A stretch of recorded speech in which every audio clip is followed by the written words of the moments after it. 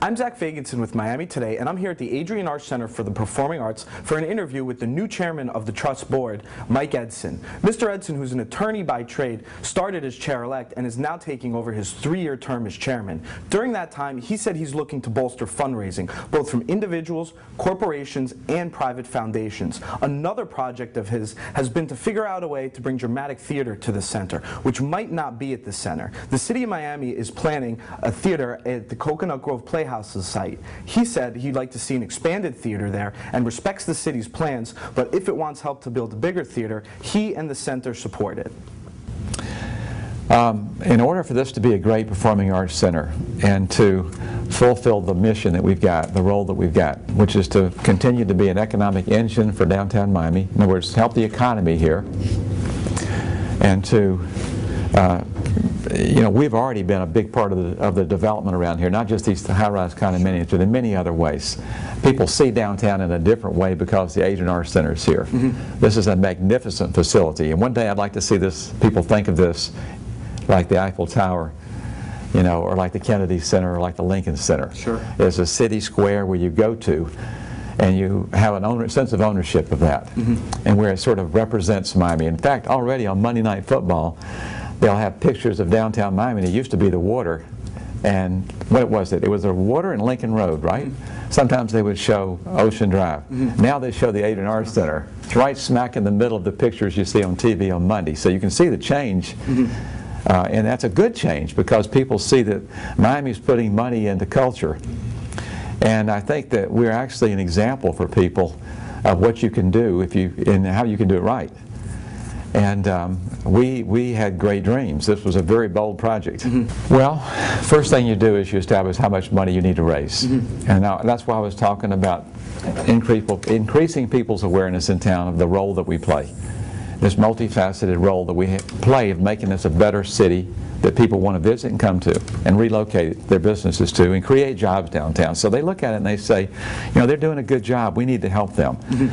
You then break down, you decide what programming, what projects you want to be involved in, whether you want to export talent, which I'd like to talk to you about, because we do, help create, incubate, and so forth. And those are all the things in the arts that this center should be involved in. A very ambitious, widespread incubator. It's called the fourth development of performing arts centers. If you look it up in the books, they talk about that a lot. And in order to do that, you have to raise a lot of money in addition to what the county is providing, and we're already earning at the box office. And there are two types of ways that you can get that. You've got to get that from individuals, corporations, or foundations. You can do that by grant applications and so forth. The government's, you already got what you got from the government. And we have a small endowment of $10 million that's rolling off a little bit of income. So all the rest has got to come from one of those three sources. It's got to be corporations, it's got to be foundations, or individuals. The individuals, you start out by showing them what we are accomplishing in the city and why this is a good investment for the city, why it will help them, and why they should be involved in something like the Adrienne Arsht Center.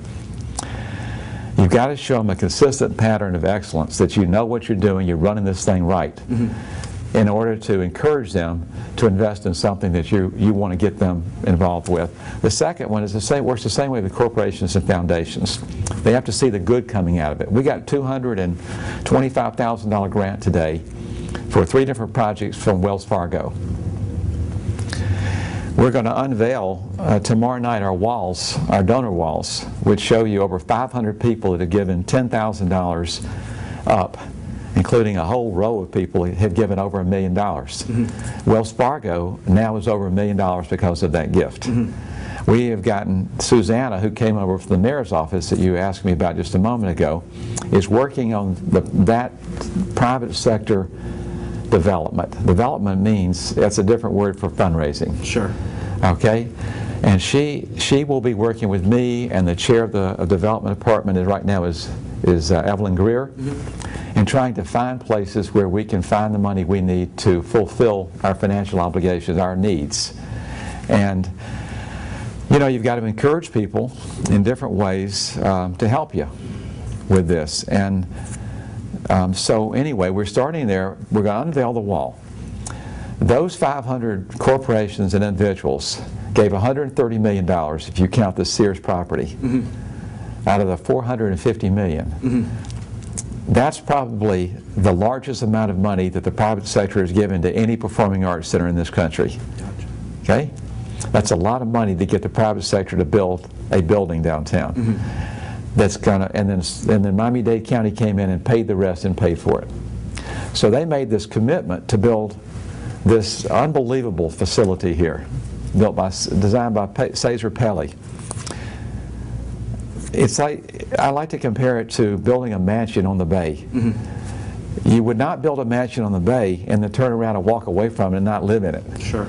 And I want all these people to have an ownership in this and say, I've got to live in this. I've got to make this the best place that it can be. I can't walk away now. And to continue to be involved. The core people that will support an organization like this will be the ones that built it in the first place.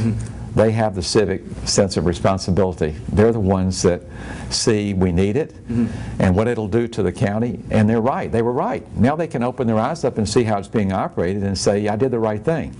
I'm really proud of this. They'll be here tomorrow night. We've got to find more people like that. We've got to continue to tell the story. We've got to continue to make the story better and more worthwhile.